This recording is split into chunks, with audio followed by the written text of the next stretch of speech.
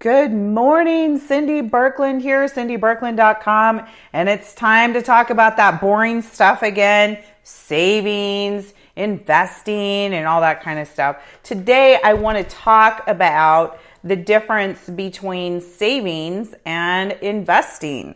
So a lot of people say, what do you mean? Isn't that the same? And I'm like, not even close. So I've been harping for weeks now for everybody to save their money. Okay, so let's define savings and why we would save our money. So when you're saving money, you're typically saving it in what we would consider a pretty safe place. You're saving money and putting it in the bank. People look at a bank as a safe place to keep their money. And the problem with putting your money in a bank is you're going to get a very minimal return. In fact, most banks are paying 0.0001% in interest.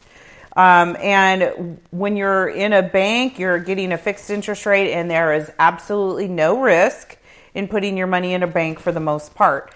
Now, why do we have a savings account? Well, we've talked about this before. This is for your protection and your family's protection. And what I mean by that is when your employer decides to fire you, or your employer says you must have a vaccination to work here and you don't want to get a vaccination, or you're sick of the place that you work and you flat out want something new. Well, here's the deal, guys. If you have 6 months worth of living expenses in the bank and you get fired, do you have a pretty good chance of finding a job in 6 months? I would say the answer is yes. And what this does is it doesn't put you in a place of trauma or panic that you have to find a job right away. 6 months gives you time to find a job and a career that you actually want.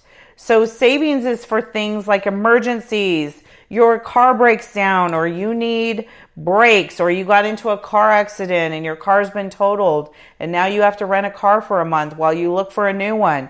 A million different things can go wrong in life. I'm sure we're all familiar with the oopsies of life. So that's what savings is for. And that's why we always want to save at least a minimum of 10% of our income and put it into savings for an emergency fund so that you have at least 6 months worth of living expenses in the bank. And a lot of people say, oh my gosh, let's say your living expenses are $6,000 a month. That means you need $36,000 just sitting there in the bank doing nothing that you have access for in case of an oopsers. Now let's talk about investments. Investments are things that we take our savings with and we buy investments. So investments are an asset. Investments are what makes money back, that gives us a rate of return. Now, depending on what you invest into, an investment can be risky or an investment can be low risk. My favorite products are that which have no risk. But do I have products with high risk? Yes. Typically high risk means a very high rate of return. But there are no guarantees with those. I like products that are going to give me a nice rate of return with a guarantee for no risk. But again, that depends on your preference, and a lot of it also depends on how old you are when you make an investment. So again, an investment is something that makes you money and pays you back. It's something that you put money into and pays you back later. Kind of like a kid, other than this is the one kid that will pay you back later. We put money into our kids and they don't always pay us back, right? But again, an investment is something that you put money into and it pays you back later. So let's focus, guys. 10% of your money, no matter what, goes into savings.